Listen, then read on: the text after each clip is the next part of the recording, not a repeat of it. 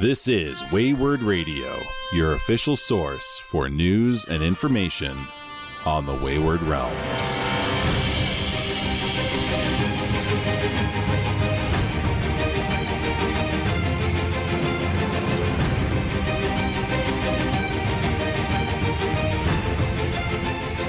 Greetings, fellow wanderers, and welcome to Wayward Radio, your ultimate gateway of untold stories, hidden lore, and the latest updates from OnceLost Games' epic creation, the Wayward Realms.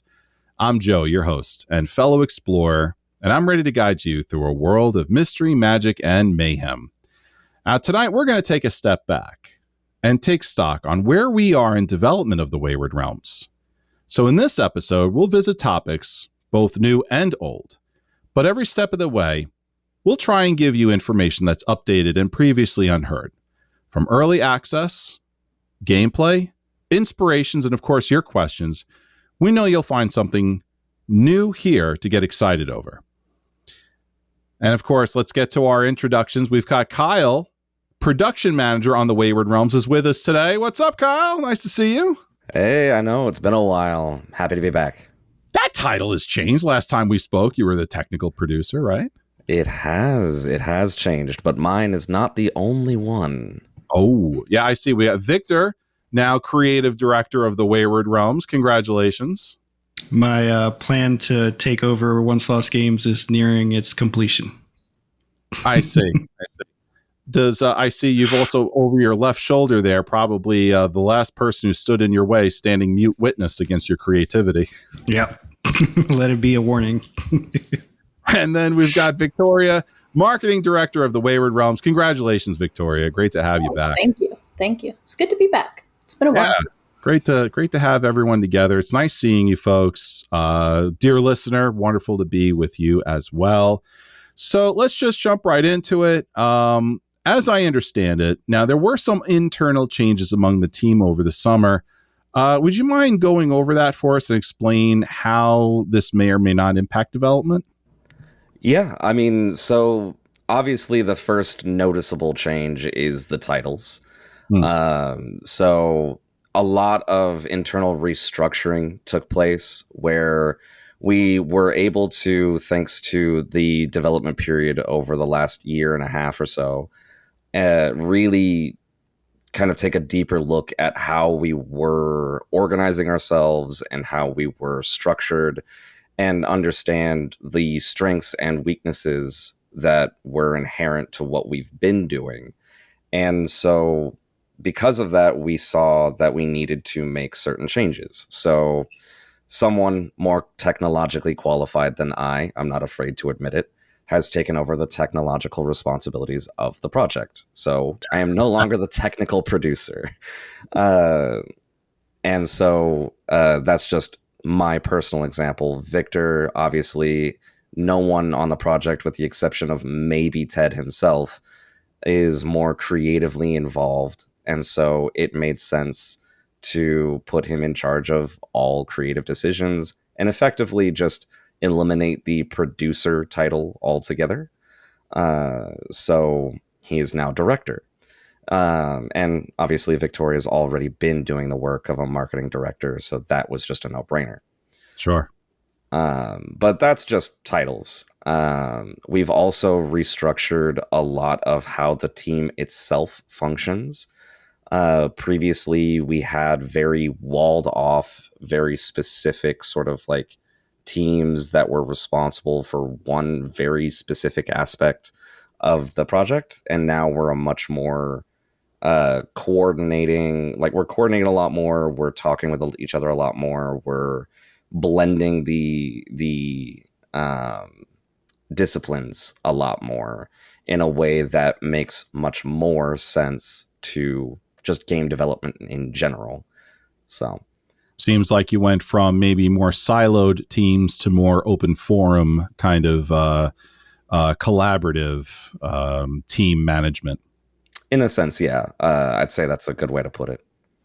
Well, I know maybe probably not, the most interesting thing or maybe even possibly worrisome to open up a podcast conversation on, restructuring and titles and whatnot. So maybe the listener is starting to wonder, well, what does this mean for game development? Is there, are there going to be delays? Is there going to be, an impact in some sort of way? So, maybe we could take a chance to sort of address some of the more skeptical and cynical out there, and sort of explain, what does this mean for development, if anything at all?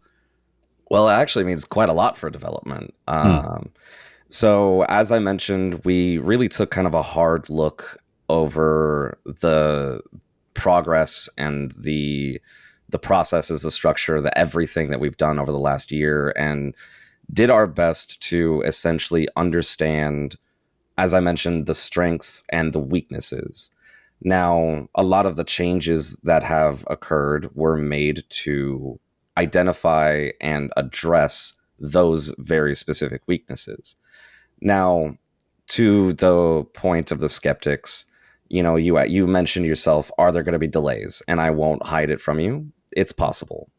We are a small team, and we have had a very, to put it mildly, interesting development cycle as we learn and we grow and we essentially invent a lot of new technologies and tools and systems and things in order to make this game a reality. And so, to be clear, we have, and I think this is the first you're hearing this as well, we have successfully finished what we are considering the publisher build that the Kickstarter was aiming to create. Wow. Congratulations. That's phenomenal. Now, does that, when you say publisher build, is that the hotly anticipated early access? Is it more than that? What does that mean? So that's a great question, and I'm glad you asked it. Essentially, the initial plan was that, yes, it would be the early access as well. The initial idea was that once we were ready to put together a build, that we were happy and ready to take to publishers and seek out additional funding, that would also theoretically be the build that we then give to our Kickstarter backers. But in the interest of being open, honest, and completely transparent about the process, we're not totally confident that the build in its current state would be fun for players. And so while we are confident that it demonstrates our capabilities and our abilities to make this game, we're not quite sure that it's ready for players to get their hands on. And so we have internally begun discussions about what it would take to get it to that point. And so that may result in a bit of a longer wait. We're not quite sure exactly how much longer that may be. Obviously, we know that we've made the initial promise of the end of 2025, which is fast approaching. Sure, yeah. But I would like to just be very open and honest about the fact that we do not want to put a product in our community's hands that we are not ourselves confident and proud of, that they will enjoy. We're confident in the tools and the technology and the systems and everything, but we want our players to enjoy themselves.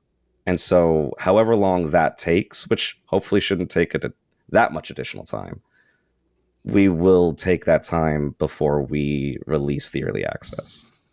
And there's significant differences when you think about something that's just going out to a publisher and something that's going out to a community, right? Because the publisher isn't going to care about a breadth of content. They want to see the systems and how they work and the gameplay loop, right? Which can all be fairly basic unto itself, and they can have missing graphical assets. It can be not very well optimized because they're going to run it on a high-end computer anyway, so it doesn't matter, and stuff like that. That's just not acceptable to give out to players, right? We'd have a revolt on our hands. But really, I think the biggest thing there is also just the content. We want to give you guys something that's worth it, something that you're going to enjoy and play for a long time instead of have a 30 minutes playtime, do one quest, and then be done with the Wayward Realms early access. Oh boy, yeah, that would not be good at all. No. Yeah. And as Victor mentioned, speaking somewhat in the capacity of my old title, optimization is another big concern. I know that Unreal Engine itself doesn't exactly have a stellar track record with performing well when you put the games in the hands of players. And this is something that we ourselves are running up against as well. So we have a lot of questions about how are we going to tackle those difficulties so that way we're not uh, effectively kneecapping who's capable of even playing the game in the first place. We don't want you to have the greatest, computer on the market just to run, the Wayward Realms. We want it to be able to run well, even on mid and potentially even low end rigs as well. And so these are questions that need to be answered on top of the content questions. So there's a lot of sort of unknowns here that need to be answered before we're confident in putting out the early access. Okay, so it seems like we're going to have a delay in early access. Very possible. I don't want to. Those unknowns. We have our people investigating these questions. We have them kind of answering them as we speak. But until we know more about what these answers entail, it's hard to say how long it will take to implement. It's entirely possible that we could still meet a late 2025 launch window if the answers turn out to be simpler than expected. But it's far more likely that we could be looking at, 1 to at most like 6 months of delay into 2026. So Sure. as we know more, we will communicate, but it will kind of be a evolving situation. Yeah, the fun thing about game development is the closer it comes to being complete, the more potential it has to break, right? So, and then you see that's why you see like studios like they'll have like that last year of development that's just optimization and bug fixing and all that stuff. So.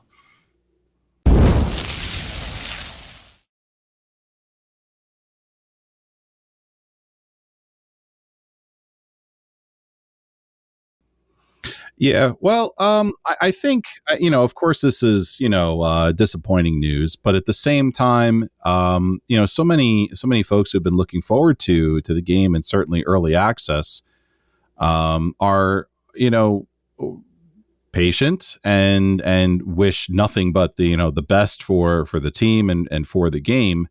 So as I always like to say. It is what it is. We'll be there every step of the way. I think disappointment is good in this situation because it's an indicator that folks really want to play this game and get into it. I'm certainly feeling some disappointment, but I wanted to share that. I think it's a good indication that folks want to play the game. Go ahead, Victoria. I would just like to say I'd much rather our community be disappointed that we're not releasing it yet than to be disappointed when they have it. And so that's really what we're going for. Yeah, I think that's probably the sentiment I was trying to get out, but couldn't quite connect with myself. Yeah. The last thing we want, especially for the people that backed on Kickstarter, is for you to get it in your hands and then be like, this isn't that great, when it's not the full vision of what we actually want players to have in the first place, because that doesn't bode well for anybody. So. No, that's why throw out a an early access that when someone plays it, they're okay, great, you got it, but then you played it for a couple of minutes and you didn't like it after. Like, why bother doing that? That's setting yourself up for a failure. So I think I totally understand the direction here. Now, speaking on the Kickstarter, which is still going on, by the way, it funded the first year of development. That first year has come and gone. So I guess the reasonable question to ask is, amid just an announcement of a delay, amid the announcement of some internal changes here and title positions being changed. Where is OnceLost Games now financially, and what are the plans, going forward? Yeah. So the simple answer is that we're not broke, but we're not exactly flush with cash either. We are incredibly, and I cannot stress it enough. I think I even stressed it in my last appearance, heavily thankful for every person who has backed and all of the people who continue to back.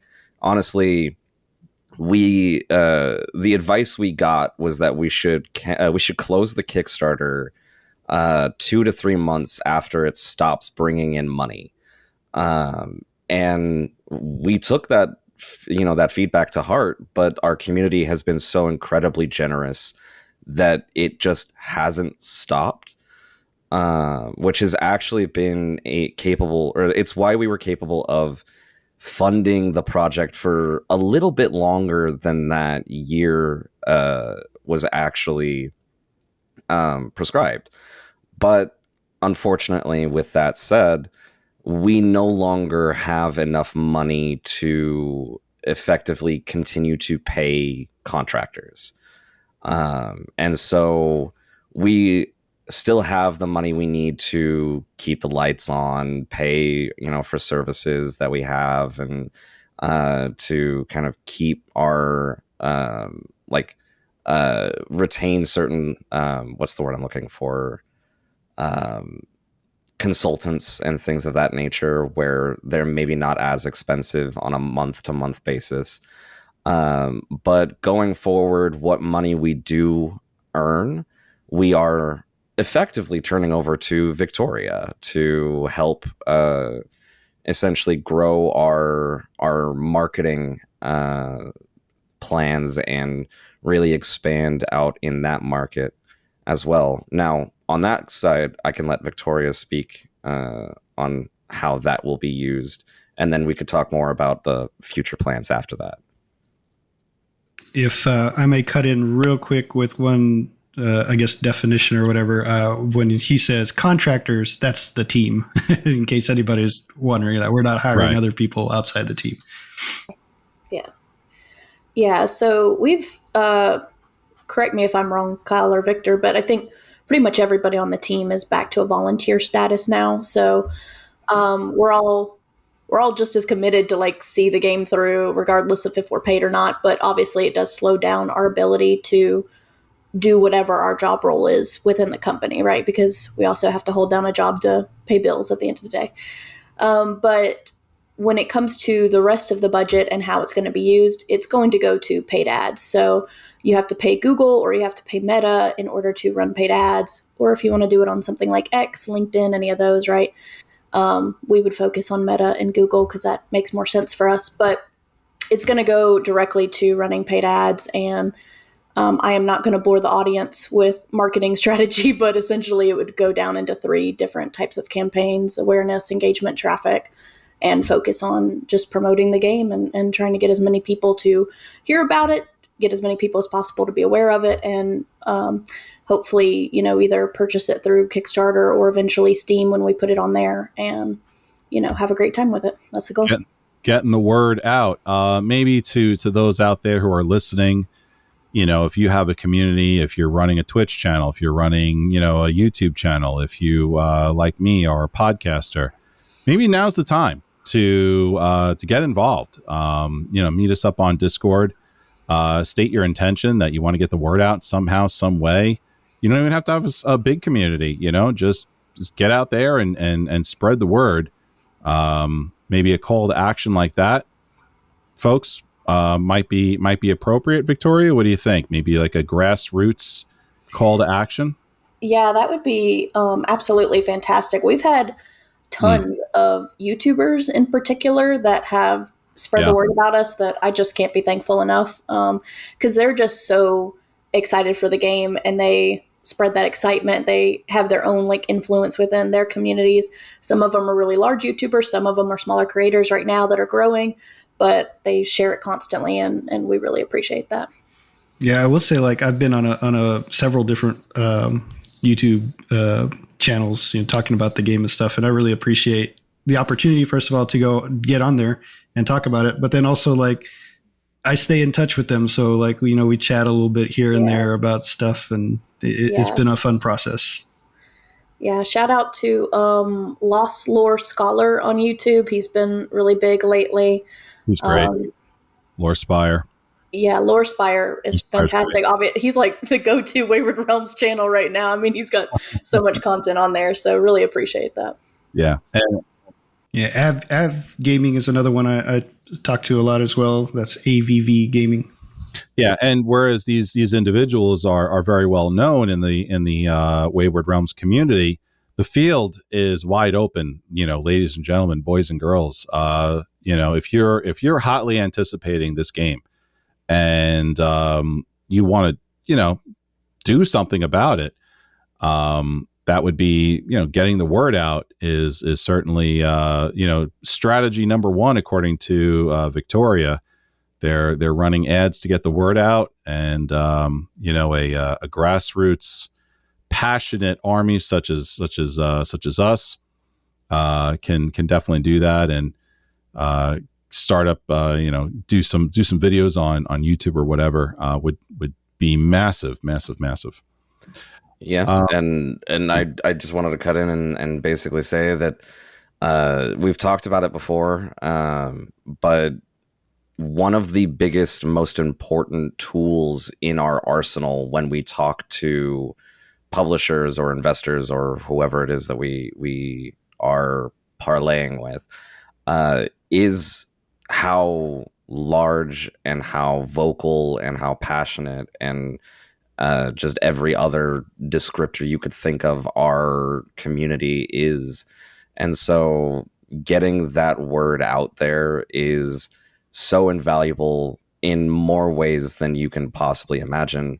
And that does touch briefly as well on the second half of your question, which is, what's going on or what comes next, essentially.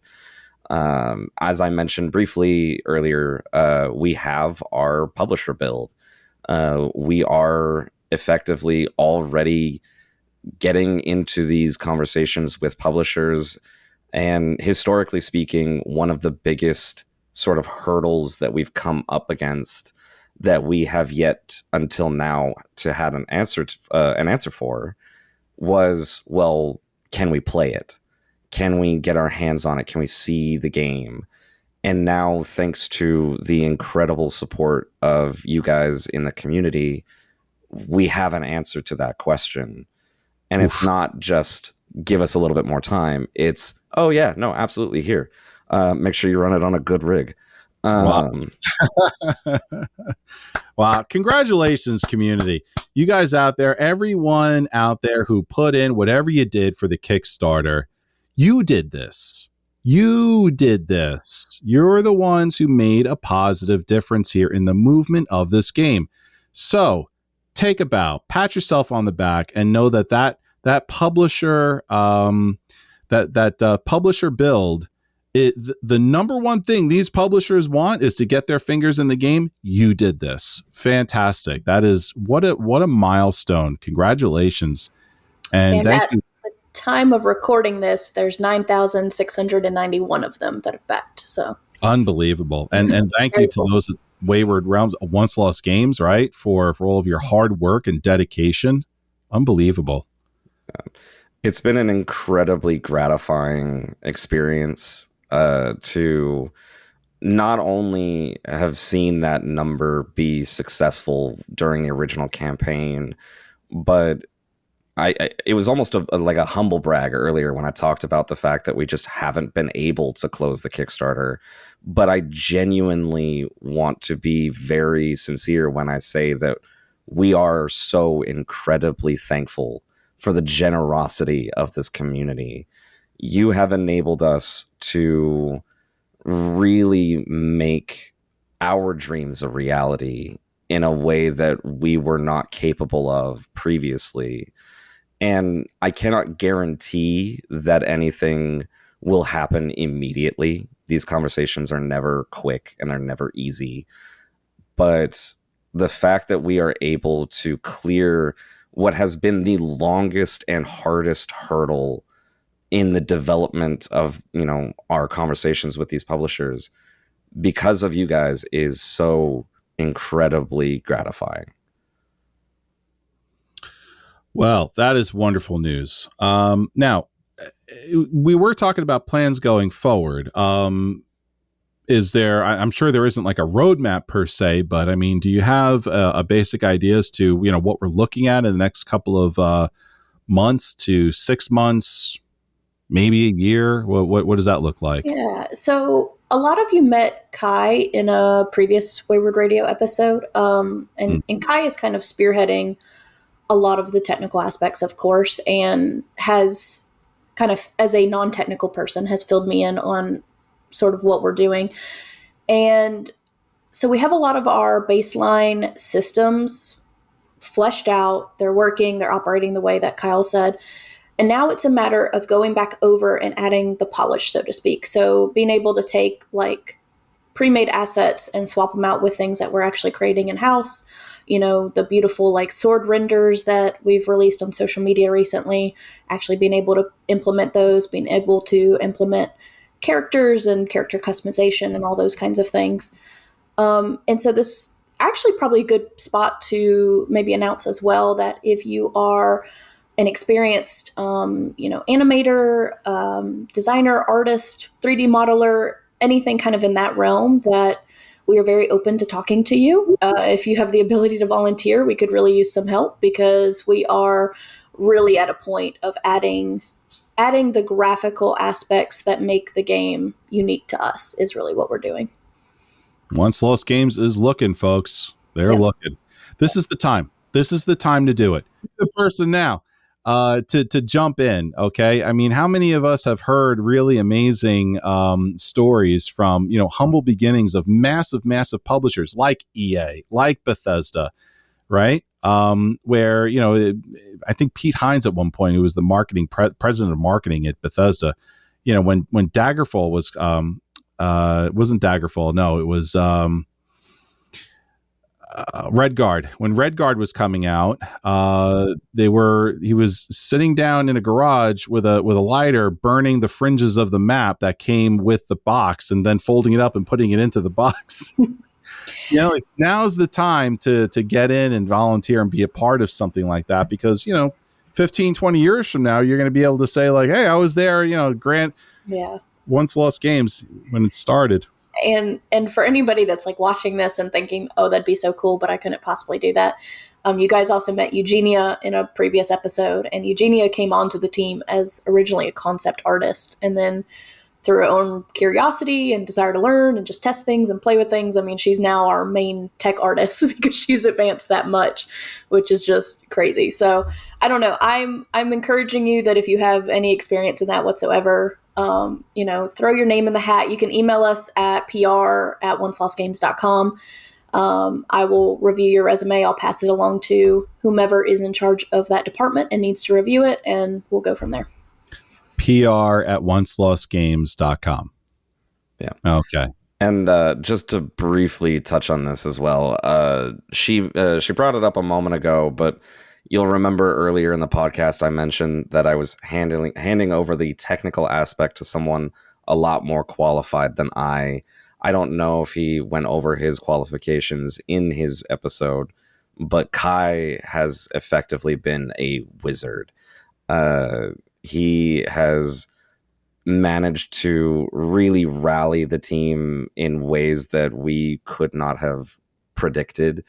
And we have been incredibly thankful for his help as well. And so he is now our technical director, stepping in for the late Julian LaFay. He's been doing an incredible job of kind of taking on that legacy and really bringing justice and honor to the role, to be a little old-fashioned. Love it. I love it. And congratulations to Kai. That's phenomenal news.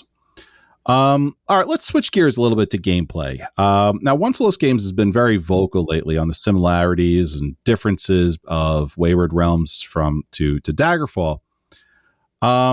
I'd like to maybe kind of go over that a little bit here for us today, and I'd like to kind of first focus on maybe some of the differences, not between Wayward Realms and Daggerfall, but really, let's kind of flesh out the differences here between Wayward Realms and, let's say, Skyrim.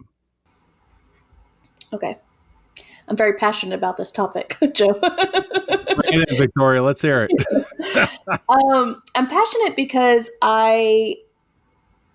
marketing is all about meeting audience expectations, right? That's the gist. And I think a lot of our younger crowd is expecting another Skyrim or expecting an Elder Scrolls 6. And I said in a podcast once that this is not an Elder Scrolls 6, it's not Skyrim, and don't expect that. And I still stand by that statement. And I just kind of want to reiterate it because I do want to lay that foundation for anybody that's listening to this podcast, anybody that's got interest in the Wayward Realms. And don't get me wrong, I love Skyrim. I put many hours into the game, far more than any human should. But sure. I also love what we're doing at the Wayward Realms, and I want people to appreciate both sides of the coin. So when it comes to something like Skyrim or even Oblivion, obviously the remaster came out semi-recently, so a lot of people have played that now, if you didn't before. Things are very focused on your attention span, I think. So you run around Skyrim for even like 5 or 6 minutes, and there's a dragon coming down on you, or a bear coming around the corner, or a wolf, or this or that. There's some crazed woman yelling Wabbajack at you. Like, something is happening, right? And that's all intentional, right? It's all intentional to keep your attention focused on the game. Storylines are also very kind of linear in Skyrim. You technically have the role-playing choice to not engage with them, but if you don't, then like nothing happens. There's not really a consequence, and it also just like stays in your journal as a potential quest forever, right? Like it's always going to sit there. Right. And to fulfill your quest, you have to walk through whatever kind of the predetermined storyline is. You know, if you go through the Thieves Guild, it's going to be the Thieves Guild the same way every time. If you go through the Mages Guild in Oblivion or the College of Winterhold in Skyrim, it's going to be the same series of quests every single time. And so the big thing that we are changing with the Wayward Realms, and this was very prevalent in Daggerfall as well, so it's kind of a similarity to Daggerfall, is I think adding time constraints to quest lines. And so something you will have to take action or no action within, I'm just going to throw like 3 days out or something like that. Because if you do or do not, a certain consequence will follow as a result, right? If you play Daggerfall, some quests were like, I need you to go save so-and-so or go get this thing out of this cave, and I need it by such and such date. And it would be like, it'd give you 7 days to get there and back or something like that. Yeah. That's a similar thing that we're doing with the Wayward Realms. Another thing is we're not really trying to get your attention every 5 or 6 minutes, I wouldn't say. So like, it's a bit of a slower pace game in that sense as well. We want you to have to go through and travel the world and experience the surroundings and not be bombarded by like a bear or a dragon every 5 minutes. That's not really the goal. So, right. Both games are great. Both games have their places in the world and among the gaming community. And I'm not trying to like diss on Skyrim or anything like that because I love both games. But I want the community to know that if you are just all into the fast-paced stuff, if you are the person that fast travels to a quest, runs into the dungeon, bypasses all the enemies as quickly as possible, grabs the thing, fast travels back to wherever your quest, ending location is, and that's your kind of game style, the Wayward Realms may not be for you. But if you're the kind of person to enjoy that slow uptick take and the stories and getting into the role playing, getting into the characters, then the Wayward Realms is for you. I love it. Thank you so much for kind of going into those differences there. Really important stuff, it's and some of that, sounds a little bit more like kind of like MMO gameplay, where you kind of like run past, a lot of the trash mobs and you go straight for the boss, Yeah. Your like main attribute in the game is speed, and you're just That may or may not be my exact strategy to Elder Scrolls Online. Is there another way of playing that? In a lot of MMOs it is, isn't it? Like I love Asheron's Call. I've mentioned that in the past, but that was the number one like thing in Asheron's Call was you just bump up speed and you run as fast as lightning past everything. Maybe I play MMOs a little differently. In Final Fantasy 14, I just kill everything in sight. So I've just recently picked up that game. I'm doing their free trial, and it's their great. incredibly infamous free trial up to like level 60 or whatever the copy pasta is. Something like that, yeah. It's like I used to pay for it. I haven't played in a while, but I know I went through a lot of the expansions. Anyway, back on track. I'm sure Victor can probably expand on some of the similarities and differences between the games as well, but that's just my take on Skyrim versus the Wayward Realms anyways.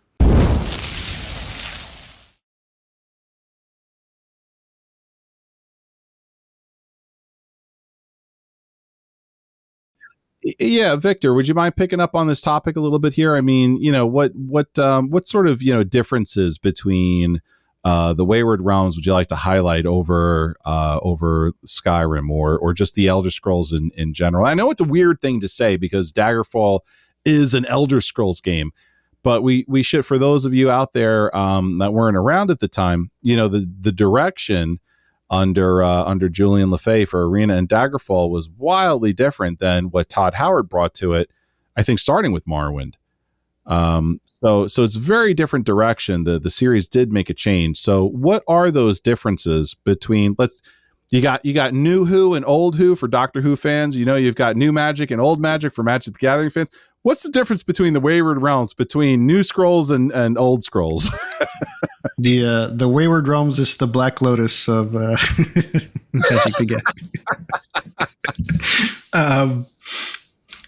Yeah, well, I think you can kind of break it down into two separate categories, which is, say, like Wayward Realms, Daggerfall is really more of a simulation, while the like Skyrim or the later games are really a theme park. And again, that's not to use theme park as a dismissive term, right? Like theme parks are fun. You go, you enjoy them, right? It's an actual legitimate design philosophy, and it's a lot of fun. And I've played tons of games like that. But the idea there is you're always engaged. There's always something just around the corner for you.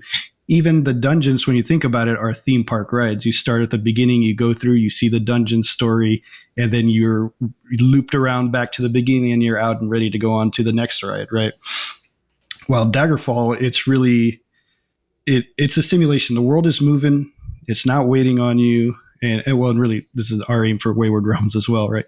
The world's not waiting on you. You're just one person in this massive space, this massive world, this huge machine. You're a tiny cog, and you can make a difference in it, by focusing in on something and following those beats through to a conclusion.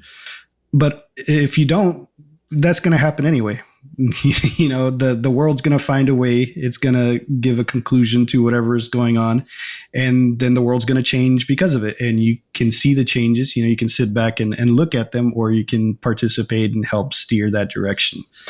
But I think that's probably the easiest way to break it down. That's why we say like scale is very important to us. It has to feel real. It has to feel like a real place, not just like a facade with a few houses and 10 NPCs. It's got to be a crowd. It's got to be a lot of people. You might not remember them because there's so many, but that's all right. That's like the real world.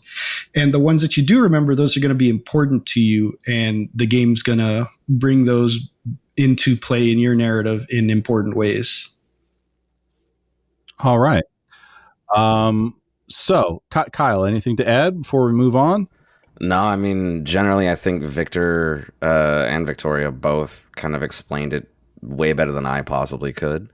I myself was thinking of the world doesn't wait for you kind of sentence, because what we are building is a world. We are building a world that will live, breathe, exist with or without you. Now, how involved you get in that world is entirely up to you, but it's not going to wait for you the way that Skyrim or Oblivion or, as you put it, New Scrolls does. Because as Victoria pointed out earlier, you can pick up a quest and then just kind of ignore it for weeks on end and then get back to it, and someone who was in dire need of assistance 2 weeks ago still happens to be in that same dire need, exactly the same as you left them now. In our game, if you left someone who was in dire need of assistance alone for 2 weeks, they're probably dead. So it's consequence of inaction, I think, is a good way of putting it. No pressure. Yeah. Well, sticking with gameplay, I keep hearing a lot about your playthroughs are going to be completely different from one another. In what ways are you going to make that a reality? I'm the kind of guy who loves to make the same character over and over and over again. If I build that exact same character, same combat style, start in the same location each time, am I going to have incredibly different gameplay from, one previous attempt to the next? Or what's the limit on this? Well, it's worth noting first that it's not that easy to build the exact same character as someone else. And not to say they can't pick the same things, but the variety that we want to offer is deep. We have the skills that you can pick from. From those skills, you choose an expertise, which is really more so what a skill traditionally is in other games, right? So you pick your expertise, and then as you're leveling that up, you're unlocking abilities for it. So it's easy to have different builds, and not just always I'm going to pick a warrior and I'm going to get this set of skills and then slowly evolve into a stealth archer by the end of the game. Yeah. Naturally. Which is also something we're actively trying to avoid. Just the long road to stealth archer by the end of it.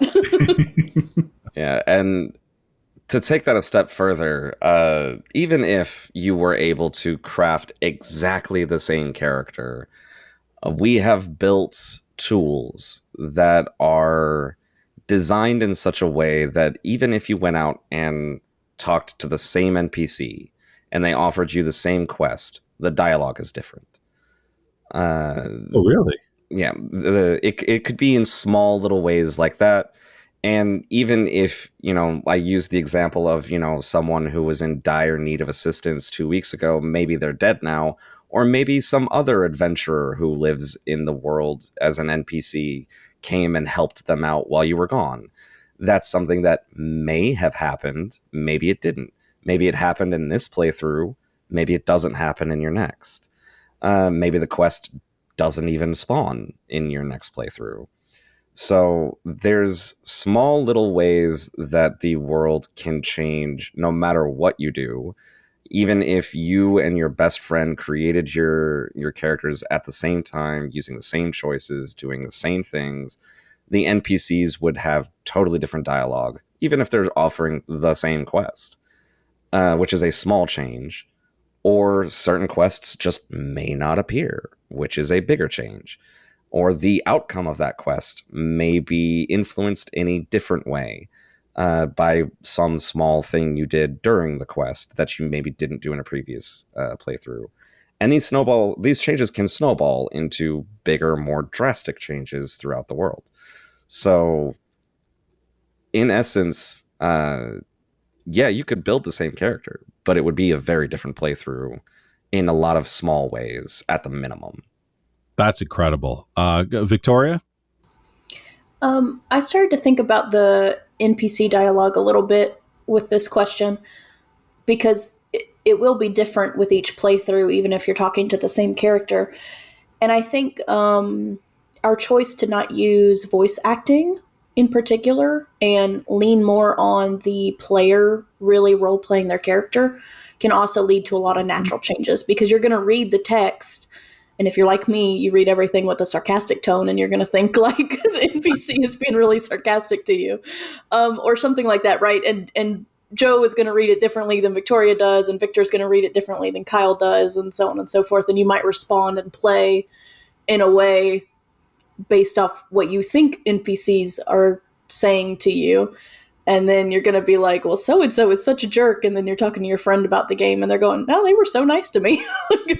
You know, I think that's going to have an interesting, it's like that's solely based on the player's perspective. But I think each player will kind of look at it differently too. So whenever I read NPC dialogue for a quest, it always sounds like Princess Leia asking Obi-Wan Kenobi for help. And like, please kill these 5 tortoises for me. They're just yonder.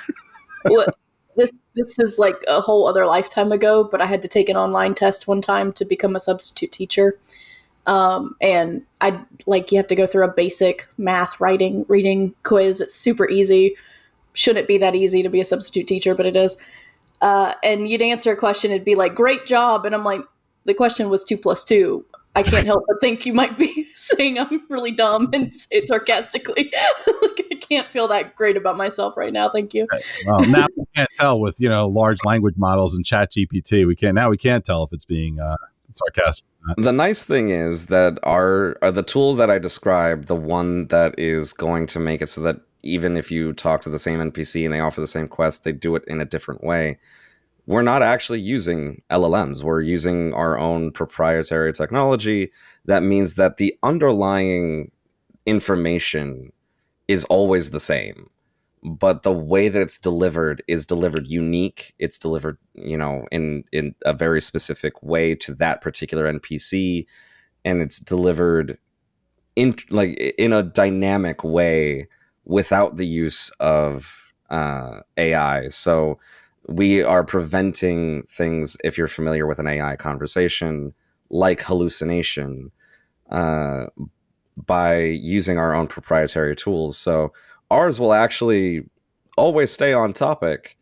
It's just the way that they talk about it. If you and I had a conversation about the same topic, we may have different ways of presenting the same information. Even if we're like, I may present that information to you one way, and then if I'm presenting that same information to Victor, I present it to him a slightly different way, and same with Victoria. It brings an element of reality into our dialogue. That's a good point. That is a good point. A lot of individualism to the NPCs as well, right? Like it'll make them each more interesting. So. Kai described it as like it's a translation of our information, like the information we've actually given for the storyline of the game. And I think that was a easy way for me to understand it better. Yeah. And that's also like on top of, every NPC gets a whole set of all these different, like personality traits, the kind of job they have, where they are in society, all these things that determine what kind of dialogue they speak in the first place. And then on top of that, it's also, has that random element. So you'll be able to see a lot of different personalities coming through in, our hundreds of thousands of NPCs that we'll have. Yeah. And I want to actually make something very clear. This is not a hypothetical that we're talking about. This is a system that is currently, right now, working. In the game. That's a really big distinction, Kyle. Thank you so much for thinking about that, because I think so much of our conversations up to this point have been very hypothetical. We're thinking about, we're planning for, we're meeting on. But now you're at the point now where it's like, no, it's in the game. We have it there. We've used it. We've tested it. We are testing it, kind of a thing. Yeah, we've Kai has actually been sharing some screen caps that he has from this one character who I don't remember all the traits of her, but she's like sarcastic and I think like moody or something. And she just gives us the best sarcastic dialogue. It's amazing. I like read a few of those and I was like, okay, we need to make her an important character. She's a bit rude. I'm telling you, if you read all NPC dialogue as though it's sarcastic, you get a very interesting game.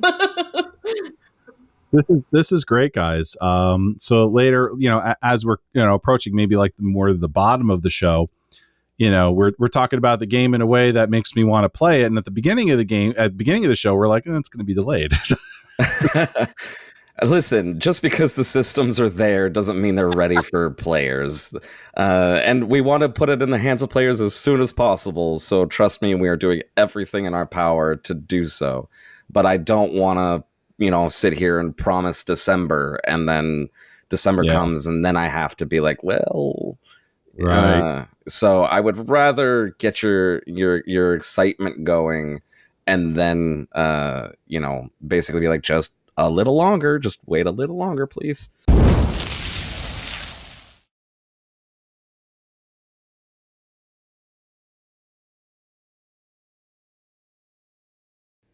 Can't wait. Still can't wait for it, whether it's, December or whatever. Still can't wait for it. And this is making me, even more desirous to play. Here's a big topic that's been going on in the community. I want to ask you folks about magic. Okay.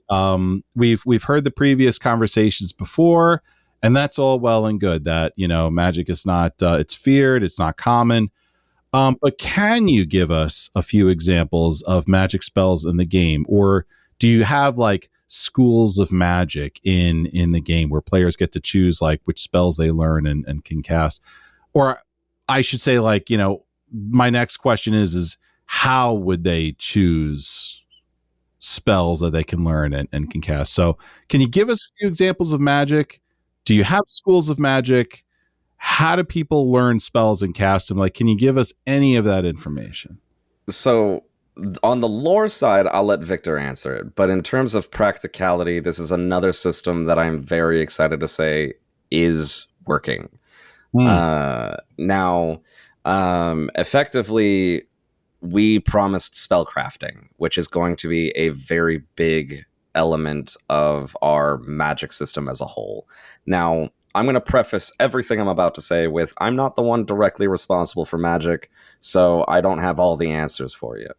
But what I do have is examples of custom spells where you take a couple of different effects that you want to happen, you choose how you want that spell to be delivered, and then just because I recently myself played through Oblivion, it's fresh in the mind, similar to Oblivion spellcrafting as well, where you could go in and kind of adjust power and cost and all of that. We have a similar kind of setup in that regard, just to use it as a frame of reference. Ours is obviously going to be distinct. You can craft your own spells where it could be a freeze ray, for example. We have like a frost effect and a beam, essentially, like delivery method. So you could literally shoot a beam of ice at an enemy and have it root them in place. Similar with like fire effects and projectiles. And so specific spells are hard to give you because really you're kind of limited by your own imagination and the number of effects, and I think we call them invocations. The number of invocations that we provide and the number of delivery methods that we can give, you sort of just have an exponential number of spells. Now, where you learn these invocations and how you learn these things, that I will let Victor speak on because I'm not as knowledgeable on that. Sure.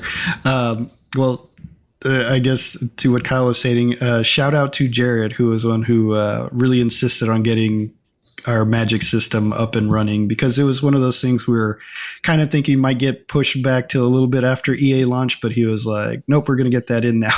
And yeah, it's in there. It works. It's fun to play around with. Still needs a lot more fleshing out, of course, but it's another one of those systems that's there and ready to show off. As for the way it'll function in game, as Kyle mentioned, you have the invocations, which are basically your building blocks. So that's the things that determine like what type of damage a spell does, how it is cast, the delivery method, like the beam or fireball or ball or whatever. And so you put those together and you can craft a minor spell, which is a one-time use spell, or you can take that and do a ritual. And there will be different parameters that you'll need for the ritual, maybe some ingredients, maybe a specific location, stuff like that. It's all going to depend on what you're trying to make. But you can do that ritual, and then you'll create a major spell, which is then a permanent use spell that you'll have, that you'll just know and able to cast. And there's a limit to how many of those you can have. Of course, you can't just learn every spell that's possibly to create, but you'll have your limit, but you'll have those that you can always rely on and use. As far as finding those invocations, that's sort of what you get. Either as like quest rewards or exploring the world, you'll stumble across them.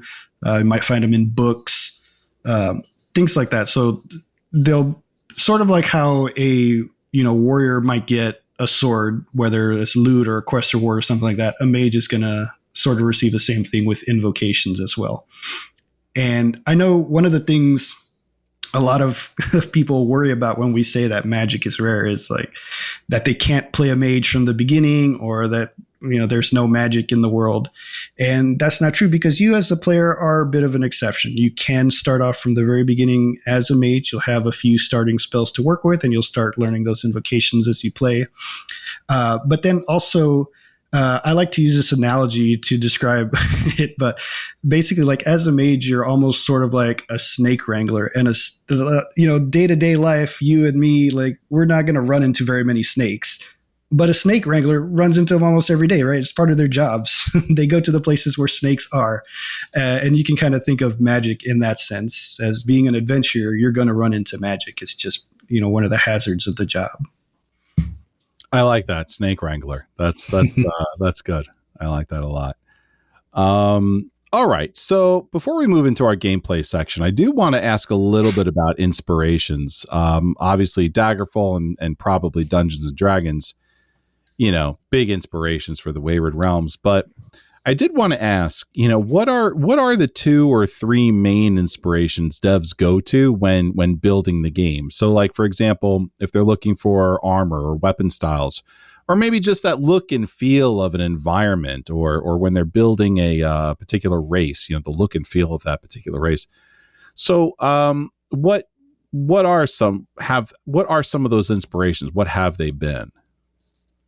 I think it's really hard to pinpoint. Certainly as far as weapons and armor, I do a lot of designs on those. So I can tell you like just history, right? Like historical weapons and armor is what I take the most inspiration from, and really like looking more into say like 13th through 16th century, because that's, sort of the time frame that we're aiming for as far as like these designs. And then of course, as we mentioned before, 80s pop culture and fantasy designs from there. So we look at that as far as the visuals go, at least as far as like the characters and their equipment.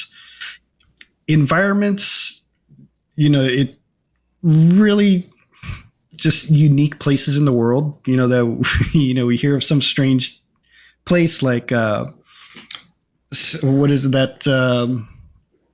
I think it's like a lake that's pink, like just pink year round or something like that. So something like that, we might, catch an article or some kind of, social media post about or something like that. And we might, bring it up to the team and be like, hey, this is really interesting. Is there any place where something like that might fit?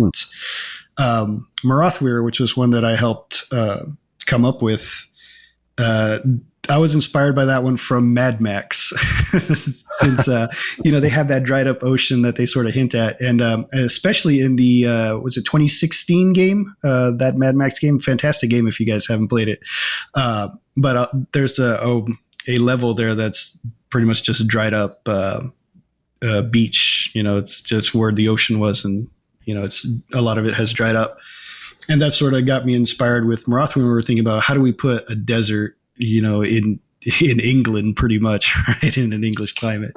And I was like, well, we've got a lot of ocean around. What if we just pick some of it up out of the water? Right. Love it. Kyle, go ahead. Yeah, I just wanted to actually point out two things that I'm aware of as far as inspirations. One, to Victor's point about how we like to use interesting and unique places. One of the members of the team has a friend who just travels abroad constantly and will send them pictures of just like gorgeous vistas and like really interesting, just real world places that you can visit in our actual world. So there's a lot of inspiration from the real world and just how beautiful it can be if you know where to look. And then on the other side, he mentioned that we take a lot of inspiration from like 80s pop culture. We literally had a game, or like a dev like movie night where we watched Excalibur, and it was a great time. Yes. So like there's a lot of that going on where we will take inspiration from, like, okay, this is what they did in the 80s. What could we do that's reminiscent of that? Because obviously we don't want to do like a 1-to-1. That'd be kind of boring. Yeah. We want to put our own spin on it. So, any inspiration from Conan the Destroyer? Wouldn't surprise me. I know it's not the cool thing to say, but of the two, that's my favorite one of the two. It's more D&D than the other. Yeah, the final boss of Wayward Realms will just be Dagon. I'm going to take your horn, Dagon. All right, so now we're into our new gameplay section here. For each episode, I and our guests will be sharing with you, 1-2 fun gameplay stories with you, dear listener. However, game's not out yet, so we can't do that. But maybe we could discuss a little something from the developer's interaction with the game. So here's this question for this month.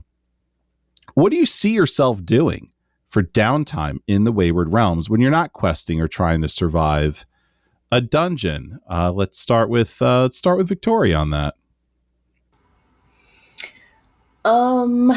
I mean, try on all the cool armor and put the cutest outfit together. Is that so wrong? That's the proper way to play. It's all about the armor. But also, like, I don't know. I love kind of that adventure feel of, like, riding on horseback and traveling for long distances. And if we do decide to implement like a survival system, that'll be kind of cool, and that sort of aspect as well. Just sort of being a wanderer and not always just the fighting and the combat, but yeah. Yeah. What about you, Kyle? Armor. Not to steal Victoria's answer, but the fashion game is inevitable in any RPG to some level. And then on top of that, I think personally, I'm just excited to see going back to like the beautiful vistas and such. I want to see all of the beautiful vistas. Like, the game is going to be so big, there's no way that even as a developer, I'm going to see it all during the development process.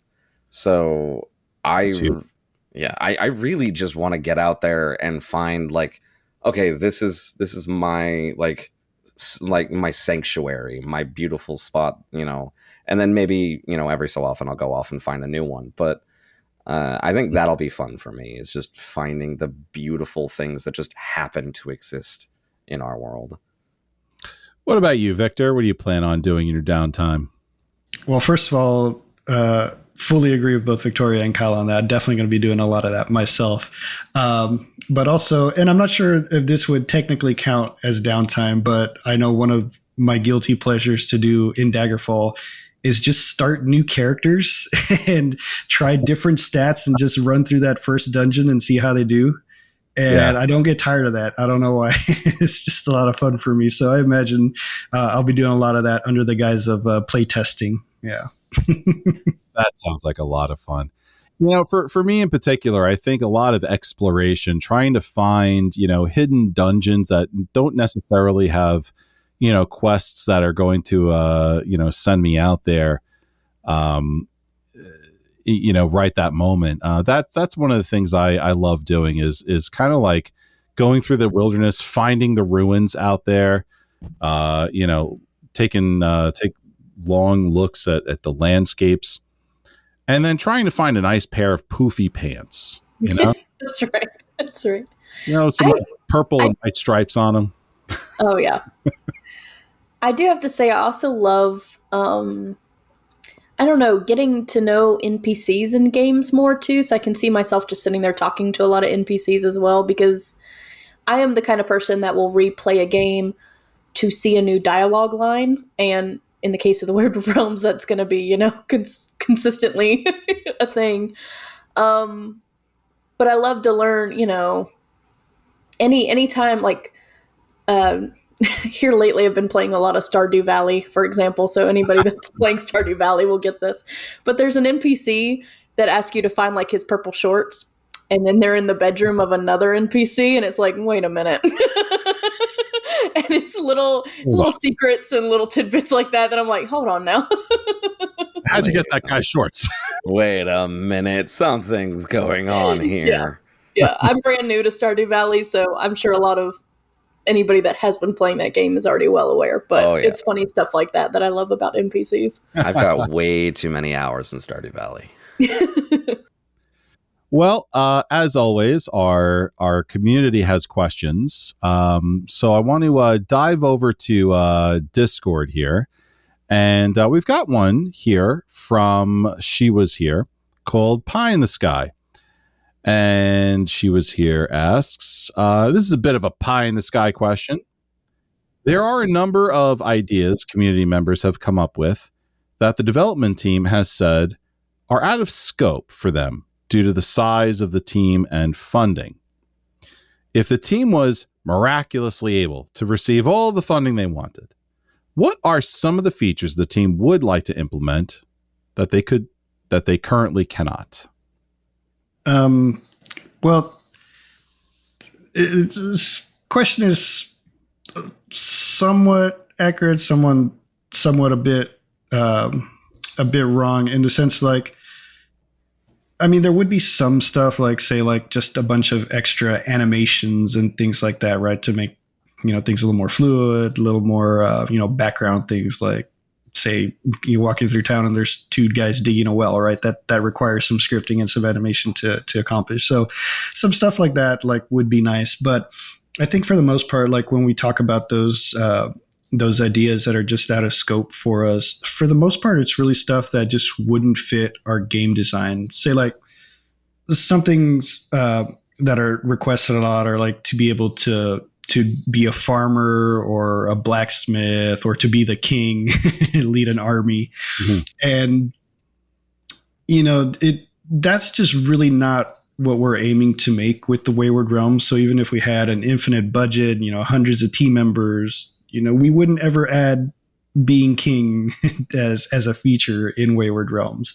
Not that we want to just crush people's fun or anything like that, but it's just that then turns it into something different than what we're aiming for. Yeah. And on the flip side of that, there are a lot of ideas that come up that maybe are just not exactly priority in the sense of they are things that we want to implement or that we know we will implement, but it's a matter of prioritization and time rather than it is team size and funding. So, for example, I mean, it's been something that we discussed at the beginning of the podcast, as well as just the history of the project, that we're a volunteer team. Most of us are doing this for the love of the game, literally. And so a lot of these things are going to get done regardless of what our funding status is. The simple question is, how long will it take us to get there? And so a lot of the ideas that do fit the Wayward Realms and, so on and so forth, it's not that we don't have the budget. We just may not necessarily currently have the time and resources. And so like they end up on like a list of things where it's like, okay, that'd be cool. When we have time or we have the resources, then we can see about implementing it. So that would be like, as Victor mentioned, like additional animations or, really cool armor sets or, a small feature that would be cool, but maybe isn't like critical to the game loop. Things like that. Okay. Maybe a couple of guys digging a well, right? Yeah, maybe. Keep your fingers crossed. All right. So Derek on Discord is asking about patent issues. And Derek asks, given the recent development of the Nintendo patent regarding summonable creatures, are there any changes being made to mitigate future issues, and will there be summoner playstyle available in the game? I wish the best regarding this issue. Fingers crossed. So the simple answer to this question is no. There are no changes being made, simply because I don't see the Wayward Realms ever being the kind of game where you can throw a spherical object at a monster to capture it and then throw it back out to do battle with other monsters, which is a very specific type of summoning. So you've just crushed people's DLC dreams. I know, I'm sorry. But effectively, just to come right out and say it, we're not making... Someone will make a mod for it, don't worry. I mean, hey, if someone makes a mod for it, that's out of our hands. But we're not making Pokemon, which is essentially what Nintendo patented. And so we don't necessarily have to worry about that, where... and I'm going to say it very specifically this way, and which might also crush some people's dreams. Even if we do implement summoning, it would not be in a way that would even come close to the Pokemon /Nintendo sort of method. So we would not run the risk at that point of running afoul of Nintendo's patent. So it's not really a concern that we have. That's right. We only do it Digimon style. Exactly. Obviously. Well, that's been extremely educational on that one. So no, like, Pikachu or maybe Charizard or... No, I'm afraid I feel like Nintendo's lawyers would be incredibly scary at that point. No, I mean, we actually, in preparation for this podcast, we talked about this specific question a little bit. To kind of understand our own sort of stance on it a little bit better. And we know that we want to have things similar to summoning. We know we want to have like necromancy is a thing.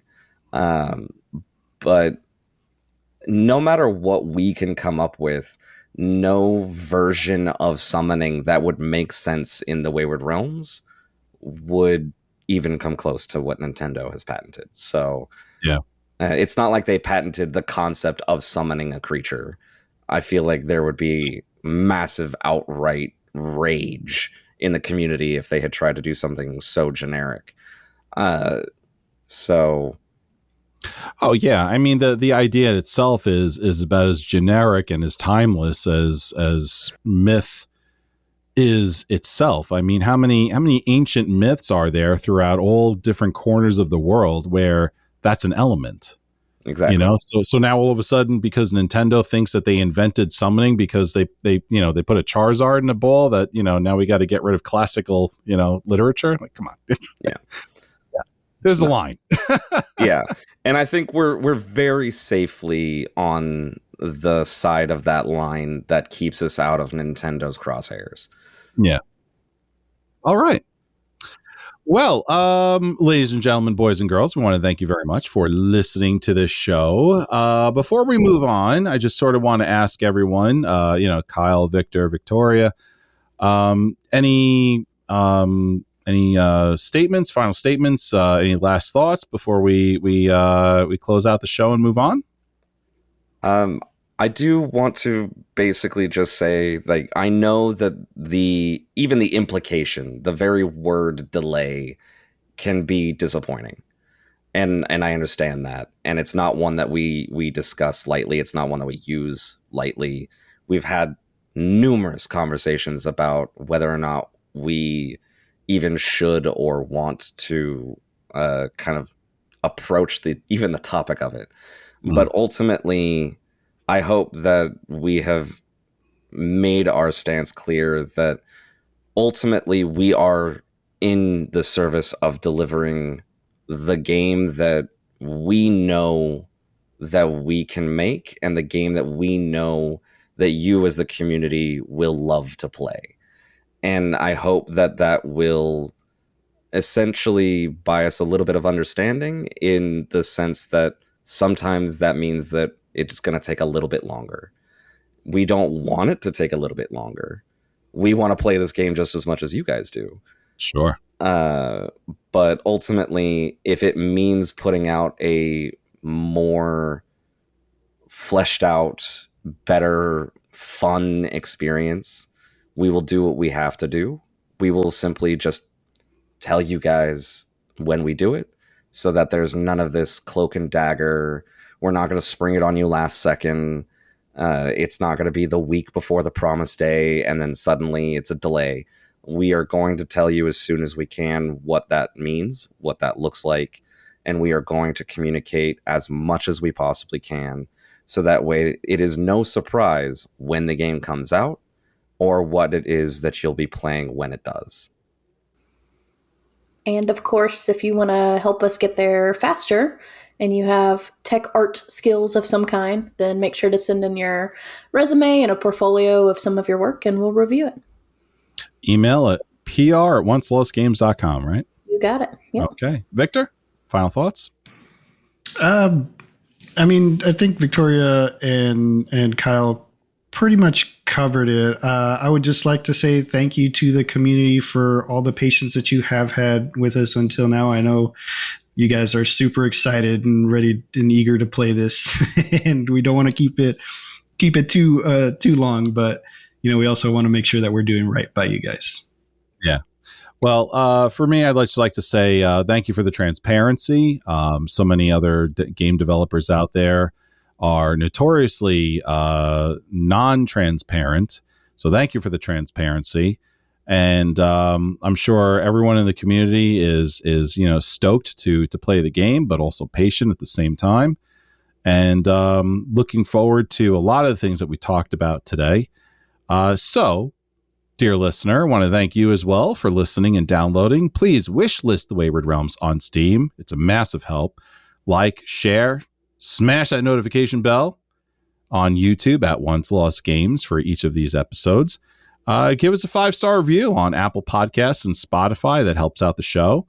Hang out with us on Discord, found at waywardrealms.com. You could follow us on all social media at OnceLost Games. And lastly, if you feel like you've got something to contribute, you want to get involved, throw your hat in the ring. It's a wide open field. It'd be great to have your help. Send us an email, pr@oncelostgames.com. We'll see you in our travels. And until then, happy exploring.